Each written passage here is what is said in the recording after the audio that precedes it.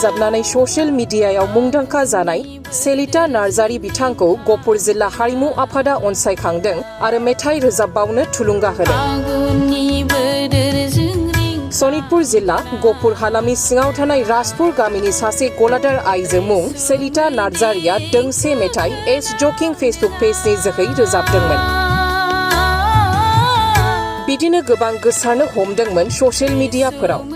बिथांनि मिलौदो देंखो रोजाबनायखौ खोनानानै गहपुर जिल्ला हारिमु आफादा अनसायखांदों आरो मेथाइ रोजाबबावनो गोबां थुलुंगा होदों। जों बिब्दिब्ला मिथिनानै लानि मा फोरमायदों बिथांमोनहा खौरां बिजोंनि सिगाङाव। गिबियावनो आङो जोंनि बे बर' खौरांगिरि साफ्रोमनिसिमबो आंनि बे बोसोर गोदाननि गोजोननाय आरो अननाय सिबिनायखौ आङो बावहरग्रोयो। बावैसो सिगाङावहाय आङो जे दोंसे मेथाइ रोजाबदोंमोन, बे मेथाइ रोजाबनायावहाय एस जकिं चेनेलावहाय आंनि बे मेथाइ रोजाबनायखौ खोनानानै एस जकिं चेनेला जे ससियेल मिडियायावहाय आगारनानै होदोंमोन, बेयावहाय गोबां मानसिफ्रा बे मेथाइखौहाय खोनानानै नायनानै गोबां सापर्ट खालामदों आरो आं गोबां कमेन्टफोरखौहाय आङो नुदों। बेखायनो आङो गोबां मानसिफोरनि सापर्ट मोननायखाय आङो बे मेथाइखौहाय आङो रेकर्डिं खालामनाय जादों। बे रेकर्डिं खालामनायावहाय आंखौहाय दिनै जोंनि बे बिश्वनाथ डिस्ट्रिक्टनिनो हारिमुनि आफादगिरि साफ्रोमबो आंखौ हेफाजाब खालामदों। बेवहाय आंखौ हेफाजाब खालामदों आयं धनेस्वर गयारी आरो आयं बेरेमोदै मुसाहारि आरो ओरैजाय आदा राकेश नार्जारी। बिसोरनि सापर्ट मोननानै आङो बे रेकर्डिंखौ आङो खालामनाय जादों। फैबाय थानाय समाव नोंथाङा आरो मेथाइ रोजाबबावनो सानो नामा? आङो आरो मा थांखि लादों? आंनि थांखिया बेनो, जेनेबा रायजो राजाफ्रा सापर्ट खालामोबा आङो बेबायदिनो बिदिनो रेकर्डिं खालामबाय थागोन आरो आङो बेबायदिनो।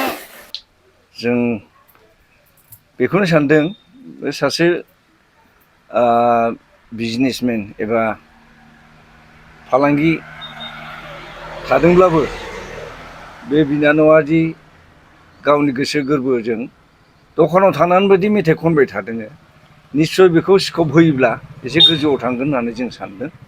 आरो बेनिखायनो जों हारिमु आफादा, बिश्वनाथ डिस्ट्रिक्ट हारिमु आफादा जोंनि सिगांनिनो रेडिअ' आर्टिस्ट धनेस्वर गयारी बिथांखौ आरो राकेश नार्जारी जोंनि नेहाथारि, बेखौ लानानै जोङो बे बिनानावनि खाथियाव फैनानै जों बेखौ एसे गाइडलाइन होदों आरो जों मोजां मोनो। जों बेबायदिनो ओंखारबोयोब्ला जों गाइड होनायाव जों दङ। आं दा बेखौ बियायं सोमोन्दो जायो। दा बियायंनि बेबायदिनो दखानाव थानानै जिथु रोजाबनाय रैसुमै देंखो मेथाइ रोजाबनाय, बे रोजाबनायाव आं माने खोब गोजोननाय मोन्दों आरो बे आयंनि गाराङा माने मोजां। बेनिखायनो आं रेडिअ' आर्टिस्ट हिसाबै बे बियायं फिसाखौ जा हायो आं माने गाइडलाइन होदों आरो लोगोसे जोंनि हारिमु आफादनि आफादगिरि नेहाथारि बिथांनोबो गाइडलाइन होदों। ओमफ्राय दायो इतिमध्ये रैसुमै देंखोखौ माबा अडिअ' खालामनाय जाबाय आरो लोगोसे बैसागु मेथाइबो माबा खालामनाय जाबाय। बे बावैनो रिलिज जासिगोन। ओमफ्राय आं रेडिअ' आर्टिस्ट हिसाबै, जिहेतु आं सासे गोजाम रेडिअ' आर्टिस्ट हिसाबै आं बेबायदिनो मोजां आर्टिस्ट बानायलांनो हायो नामा, बे हास्थायनाया आंनियाव दङ।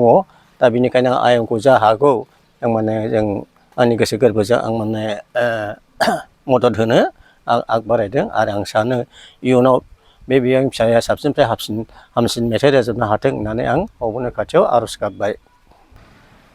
सहाय माने ससियेल मिडियायाव जा बिनानावखौ जों रैसुमै देंखो मेथाइ खननायखौ खोनादोंमोन। दा बे खोनानायाव जोङो माने आं नायबाय, बहुद माने बिनानावखौ गोबां मानसिफ्रानो माने सहाय खालामहरदोंमोन, कमेन्ट हरदोंमोन मोजां जागोन होननानै।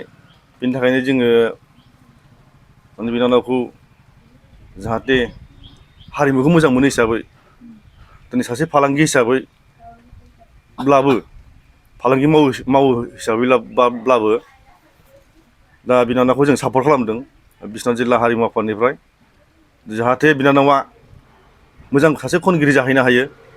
बेनि थाखायनो जों सापर्ट खालामदों आरो अननानै मोजां मोननायजों दा अलरेडि बैसागु मेथाइखौबो जोङो बिनानावनो लिरनानै होदों आंनो लिरनानै होदों बे बैसागु मेथाइ दोंसे दा बे मेथाइआबो बिनानावा ओंखारगोन दा साननैसोनि उनाव रायजोफ्रा नुनो मोनगोन